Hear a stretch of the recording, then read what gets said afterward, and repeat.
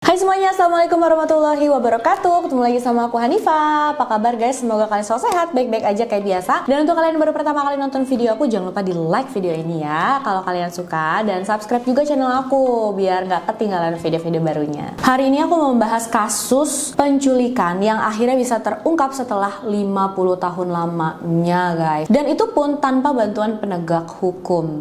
Kira-kira gimana ya caranya sampai akhirnya terungkap? Langsung aja yuk kita bahas.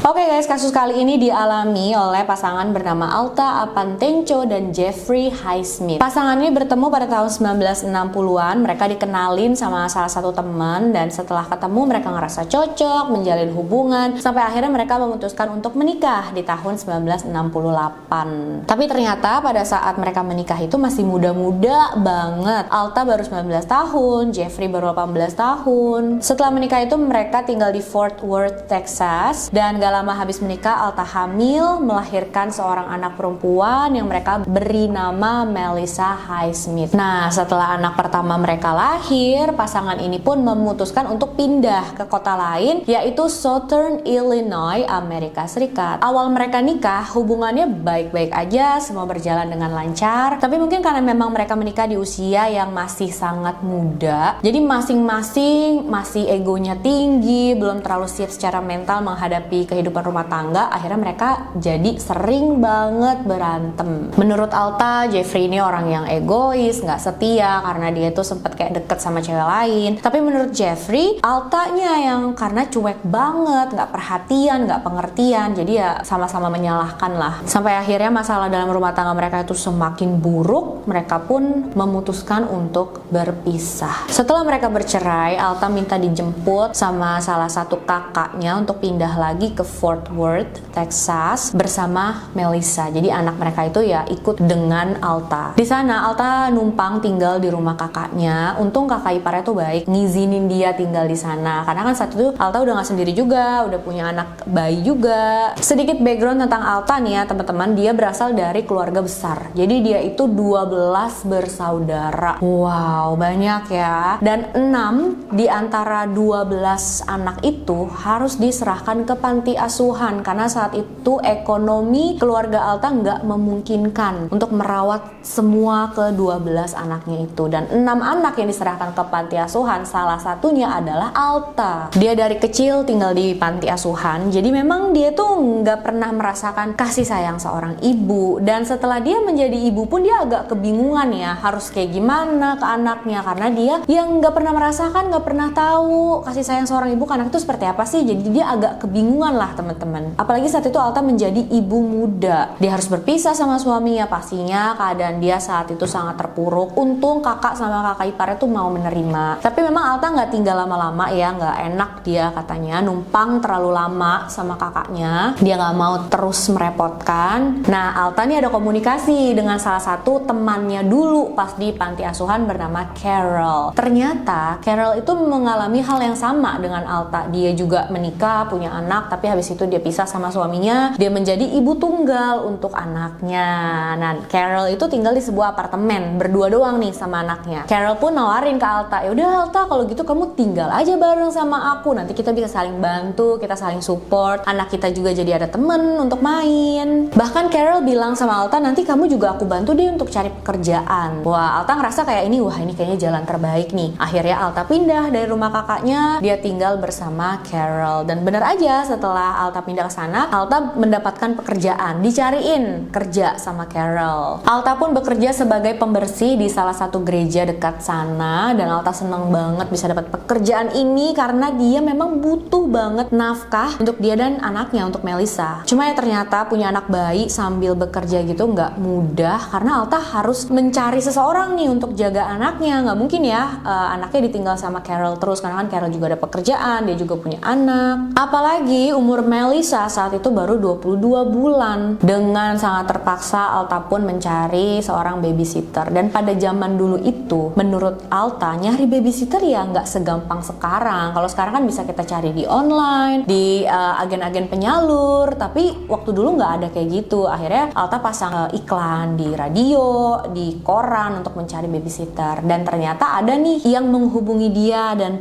mau bekerja sebagai babysitternya. Wanita yang diterima Alta menjadi babysitter untuk Melissa adalah seorang wanita bernama Ruth Johnson. Karena saat itu belum ada handphone atau email kayak sekarang ya teman-teman, jadi si pengasuh tersebut menghubungi Alta lewat pos, ngirim surat, dan di surat itu pengasuhnya bilang, Anda nggak usah ragu, saya sangat suka anak-anak kok, halaman belakang rumah saya juga luas, jadi anakmu pasti suka main-main di sana. Nah, jadi ini pengasuhnya yang bukan jagain anaknya di dalam rumah Alta, tapi anak itu dibawa ke rumah pengasuh tersebut. Kalau udah selesai jamnya dibalikin lagi ke rumah gitu guys. Buat memastikan keamanan, Alta membuat janji untuk ketemu sama si pengasuh ini keesokan harinya. Tapi hari itu si pengasuh berhalangan hadir. Nggak tahu juga alasan pastinya kenapa. Pokoknya dia bilang ada urusan mendadak, nggak bisa datang. Akhirnya di reschedule kan ke esokan harinya lagi nih. Tapi saat itu Alta harus kerja, dia nggak libur, dan nggak mungkin juga nih dia izin karena baru kerja.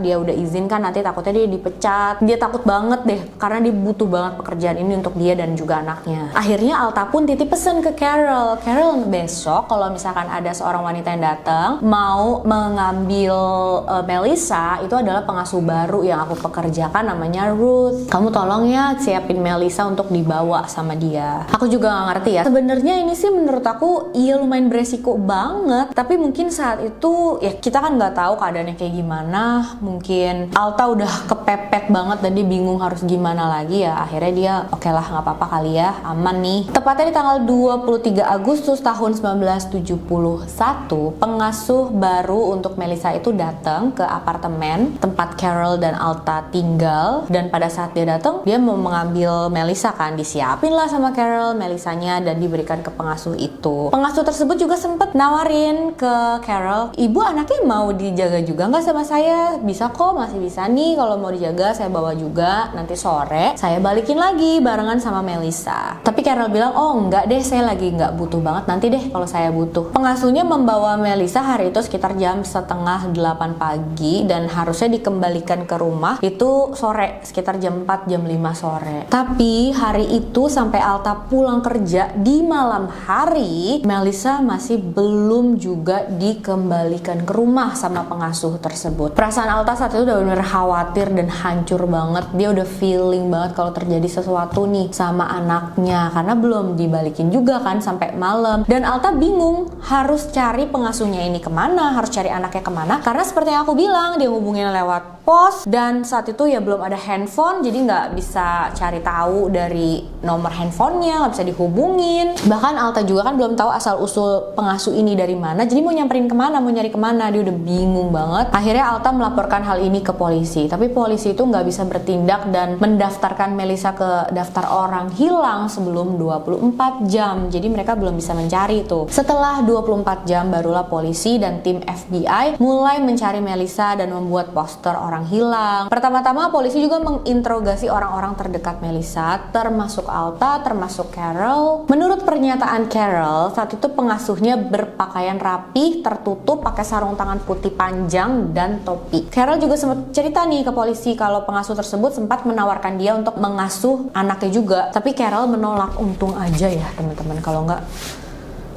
Carol pun jelasin ciri-ciri pelaku ke polisi dan terbuatlah satu sketsa itu disebarkan ke publik. Setelah itu polisi juga mewawancarai Jeffrey, ayah Melissa. Saat itu polisi punya kecurigaan juga nih sama Jeffrey karena kan memang Jeffrey dan Alta itu berpisah dan kemungkinan besar ya bisa jadi aja nih Jeffrey mengambil Melissa secara diam-diam, nyuruh orang gitu kan ngambil supaya dia bisa membawa Melissa. Tapi saat polisi datang memberitahu Jeffrey tentang Melissa yang menghilang, dia juga shock dan sedih banget. Kelihatan itu kayak benar-benar tulus banget ya menurut petugas. Dan setelah petugas cari tahu lebih lanjut, selidiki tentang alibinya, tentang pokoknya segala macam yang harus mereka tahu, ternyata mereka bisa yakin kalau Jeffrey bukan pelakunya. Gak usah dijelasin lagi gimana hancur perasaan Alta ya, karena dia niatnya itu pengen melakukan hal yang terbaik untuk anaknya, tapi justru dia berakhir harus kehilangan anaknya seperti ini, teman-teman. Dia pun nggak tahu keadaan anaknya saat itu gimana, dibawa kemana. Aduh, pasti udah macem-macem banget ya pikirannya. Jeffrey juga saat itu membantu Alta untuk mencari Melissa, menguatkan Alta juga, karena Alta tuh bener-bener terus nyalahin dirinya sendiri. Jeffrey pun saat itu ngerasa menyesal banget meninggalkan Alta dan anaknya. Jeffrey minta untuk diberikan kesempatan satu kali lagi sama Alta. Dia pengen memperbaiki hubungan, tapi pas awal itu Alta memang udah terlalu fokus banget ya ke Melissa. Dia udah nggak mau deh, aku nggak mau mikirin kayak gitu dulu. Tapi setelah beberapa tahun, karena Jeffrey selalu ada di samping Alta, membantu dia melewati semua hal yang pastinya bikin hancur ini, Alta pun menerima tawarannya Jeffrey. Jadi ya mereka berhubungan kembali, teman-teman. Mereka menikah lagi dan hubungan rumah tangga mereka berjalan baik, sangat baik malah ya, sampai punya 4 anak lagi bernama Rebecca, Victoria, Sharon, dan Jeff. Tapi tentu aja kenangan dan ingatan mereka tentang Melissa itu nggak pernah benar-benar hilang. Bahkan mereka masih terus berusaha untuk mencari Melissa. Untuk mengingat Melissa, setiap tahunnya Jeffrey dan Alta mengajak keempat anaknya untuk merayakan ulang tahun Melissa bareng-bareng. Bertahun-tahun, belasan tahun, puluhan tahun berlalu dan mereka tetap nggak berhasil menemukan Melissa. Dan sayangnya setelah 29 tahun menikah, Alta dan Jeffrey kembali bercerai. Tapi anak laki-laki Jeffrey dan Alta yang bernama Jeff, dia tuh kayak merasa bertanggung jawab ya, karena dia adalah satu-satunya anak cowok di keluarganya. Jadi dia kayak pengen banget menemukan kakaknya yang hilang itu, Melissa. Jeff mulai melakukan pergerakan, dia melaporkan lagi kasus kehilangan Melissa ini ke polisi dan meminta polisi untuk menyelidiki lagi. Dia datang ke lembaga yang menangani kasus anak hilang bernama National Center for Missing and Exploited Children, dan di sana keluarga mendapatkan bantuan nih, NCMEC. Lembaga tersebut membantu membuat gambaran sebuah foto perkembangan usia Melissa. Jadi kira-kira saat itu Melissa tuh mukanya seperti apa. Keluarga menyebarkan info ini di semua media sosial, salah satunya Facebook. Dia meminta orang-orang mungkin yang melihat orang seperti di gambar tersebut atau yang mempunyai kemiripan untuk menghubungi dia. Di bulan September 2022, mereka mendapatkan telepon nih dari salah satu penelpon yang identitasnya nggak mau diketahui. Katanya dia melihat ya gambarnya si Melissa ini dari Facebook dan dia ngerasa, oh aku tahu nih dia siapa. Penelpon tersebut bilang kalau itu bisa jadi seorang wanita yang tinggal di area California. Mereka samperin ke sana mengikuti petunjuk tersebut, tapi ternyata mereka harus kecewa karena itu bukanlah Melissa. Saat itu beritanya udah mulai diketahui banyak orang nih teman-teman setelah mereka datang ke California untuk mencari tahu. Tapi ada satu ide yang sangat cemerlang nih yang dipunyai oleh Jeff. Pada tanggal 6 November 2022 kemarin, Jeff memutuskan untuk melakukan tes DNA online di 22andMe. DNA tersebut terhubung dengan Melissa dan di situ terlihat kalau ternyata Melissa juga udah punya anak, guys. Wah, pastinya ini adalah salah satu berita yang luar biasa ditunggu-tunggu setelah puluhan tahun ya, teman-teman. Yang pertama dan yang paling penting, berarti Melissa itu masih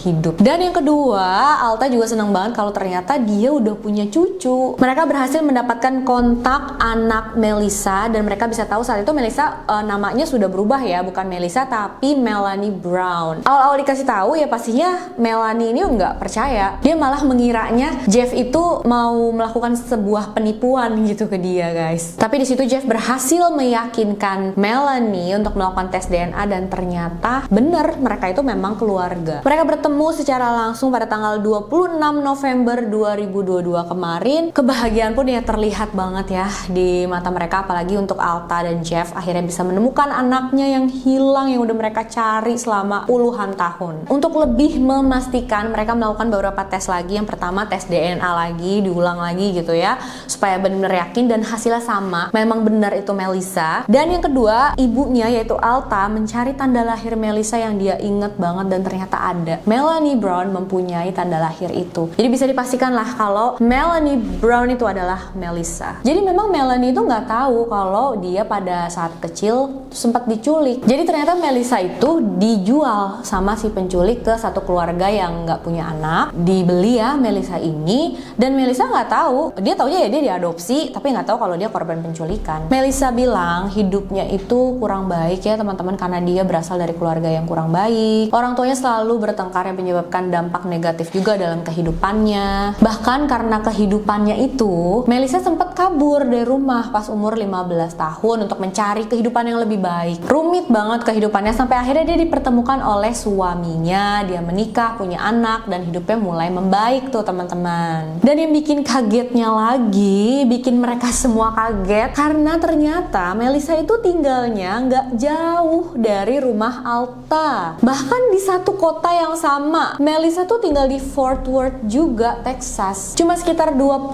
menit aja jaraknya guys. 20 menit ya Allah.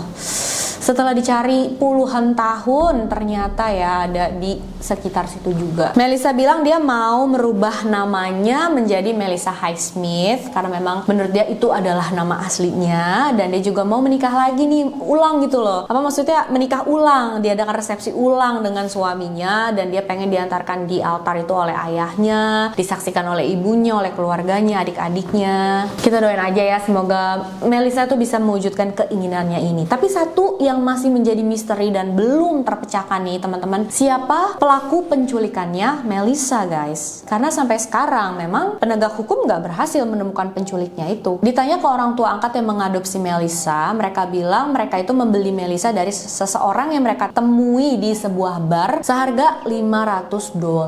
Dan sayangnya orang tua angkat Melissa saat itu tahu kalau Melissa adalah anak korban penculikan, tapi mereka tetap memutuskan untuk menyembunyikan itu. Ya semoga aja kepolisian bisa berhasil menangkap pelakunya seperti keluarga Melissa yang berhasil menemukan Melissa. 51 tahun mereka baru akhirnya bisa mengungkap, dipertemukan dalam keadaan sehat, semuanya masih lengkap. Aduh, kalau bukan keajaiban apa lagi ya ini? Ya pastinya karena usaha keras mereka, dan juga aku rasa ya ada sedikit keajaiban dari Tuhan juga ya teman-teman. Luar biasa sih. Dan kalian tahu kasus penculikan Melissa ini menjadi kasus orang hilang terlama di Amerika Serikat guys. Kayak 51 tahun. Iya ya, aku pengen banget tahu apa pendapat kalian tentang kisah kali ini ya. Dan ini pelajaran juga, pastinya kita nggak bisa sembarangan menitipkan anak kita ke orang yang belum kita kenal. Ya kalau keadaannya Alta saat itu ya mungkin memang dia udah terdesak banget, tapi tetap aja ya harus ada pelajaran yang kita ambil ya dari kisah-kisah kayak gini nih guys. Semoga kita selalu dilindungi ya dari mara bahaya apapun kayak gini. Makasih udah nonton videonya sampai akhir. Jangan lupa di like video ini kalau kalian suka, subscribe juga channel aku. Dan untuk kalian yang mau request boleh ya, silahkan kirim DM ke Instagram aku Hanifa Story 92. Jangan lupa di follow juga Instagramnya. Bye bye guys.